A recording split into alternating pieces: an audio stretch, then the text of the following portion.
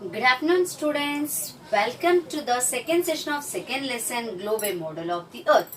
Yesterday we discussed about the globe, what it shows, and even we discussed about the shape of the globe. What is the shape of the globe or shape of the Earth? It is spherical in shape, not exactly round. I said. What I said? It will be pressed on the two poles, and where the line passes equator, here it will be bulge. So not exactly round, it's called a sphere. Okay, now today we are going to discuss one thing. See, in the ancient time, long ago, very olden time, the Indian scientists and European scientists, they were thinking that maybe Earth is spherical or ball in shape. After that, later on, in 1492 CE, CE means Common Era, or even it is called Christian Era also. In 1492 CE, Columbus, you know Columbus, even you have a song on Columbus, isn't it? So in 1492 CE, Columbus called an Italian sailor. He is an Italy. He is an Italian sailor. He will sail on a ship.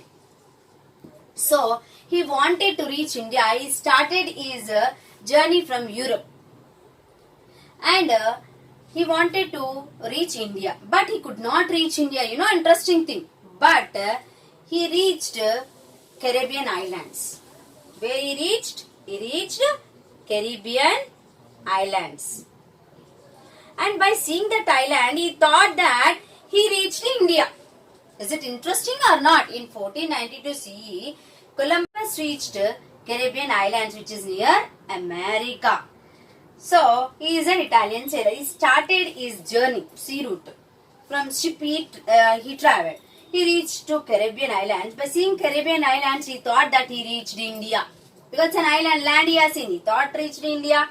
But he did not reach India. He reached America. So, Columbus only discovered America. Okay. So, he could not reach India, and he thought, and he ended his journey here only because of scarcity of food and water. Scarcity means how much food and water he brought, that finished. So, he could not continue his journey further. So, he stopped here only. So, he only discovered America. Who? Columbus. Actually, he wanted to reach where? India. But he could not. Is it interesting story or not, students? Yes. And now coming to the globe. You observe the globe. Your picture you can observe here globe. You can see here blue color. More than other colors, you can see blue color. These are all the water bodies. And other which is given in different colors, they are all continents, and in that continents many countries are there. Okay, so can you name any 4 oceans, students? The great oceans, I will tell you. One is Arctic Ocean. Second, Pacific Ocean, which is largest ocean. Atlantic Ocean. And Indian Ocean. These are the 4 greatest oceans. Even Antarctic is not nowadays considering it as an ocean. It is completely covered with ice of sheets. That's why we have now 4 great oceans. Arctic Ocean, Pacific Ocean, Atlantic Ocean and Indian Ocean. We have 4 oceans. But can we live on these oceans? No. When you observe globe also, large part of our earth is covered with water. But can we live on these water bodies? No. So where do we live? We live on continents. So continents are land which separates water. We live on continents. On continents we have some countries, villages, cities and towns where we live. And we live on continents. How many continents we have? Yes, very good. We have 7 continents. What are they? Can you tell? I will repeat it. Asia, Africa, Europe, South America, North America, Australia, and Antarctica. We have 7 continents and we live on these continents. And coming to the oceans. See, oceans are stretch of water. Continuously it's water. We can travel even on a ship through these oceans and seas for weeks and months we can travel. But we cannot live on these oceans. We can live on continents. One more interesting thing about the globe. One, what we said, there are the water bodies and continents, and on these continents we have villages, towns, cities, countries, isn't it? Now, one more interesting thing on this, that we have 2 poles, isn't it? One is North Pole on the top and South Pole on the bottom. Have you heard about this in the previous classes? Yes. So the top part is North Pole and bottom. What is the interesting thing about the North Pole and the South Pole, students? Yes. What is the interesting thing here? It is completely covered with ice. Very cool regions. North Pole and South Pole. Is it interesting or not? Yes, it is very, very interesting. But why these pole regions are, South Pole and North Pole regions are very cool?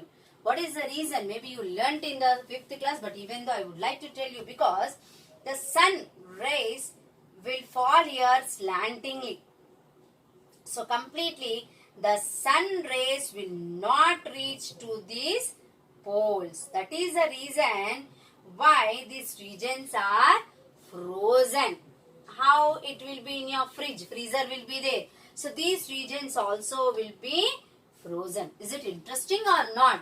And here, even these polar regions are very far from the equator. I think so you studied about equator in the 5th class. So, in the middle of the earth, what passes? Equator. And you know, students, equator is an imaginary line. Imaginary means just we are imagining that there is a line. But actually, can you see any lines on the earth?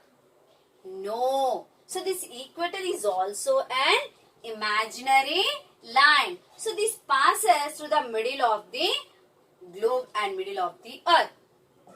And here the sunrise directly falls. So the regions which are near the equator, very hot regions, and the regions are very far from the equator, they are very cool regions.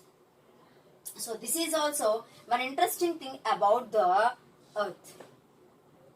This equator is an imaginary line. Now let us see the directions on the globe. Already in the first lesson we have discussed about the directions. So once again I would like to, anyhow we are discussing about the directions on the globe, I would like to explain you about the directions. See, early morning, if you want to know the directions from which side the sun is rising, you just observe and you stand facing towards that sun and you stretch your both hands, and then you see when you are facing towards east, which side the sun rises, that is the east. And when you stretch both hands, your right hand side will be which direction? South. Left will be north, and your behind means back side will be west. Now here on the directions on a map, let us see. The directions on a globe, let us see here. Yeah, directions on a globe.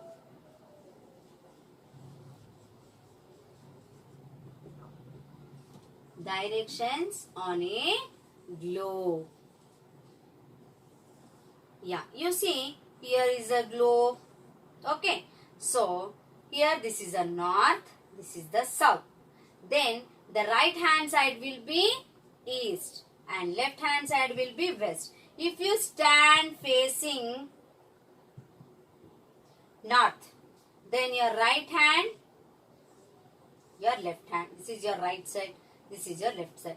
Your right hand side will be east, your left hand side will be west. You are facing towards north and behind means your back side will be south. So these are the directions on a globe. If you facing towards north, your right side will be east, your left side will be west, your behind will be south. That means from which direction we will stand, towards which direction we will face, our right left will changes. Now I will change the direction. Let us see once. Now if you face towards the east, then your right hand side will be south, your left will be north, your behind means back side will be west. So from where we are standing, which direction we are facing, then our right and left directions will change. Exactly, the directions won't change. Which direction we will stand, our position changes. If our position changes, our left side direction, our left side which direction comes, right side which direction comes, that differs. But east will be always east only, west will be always western.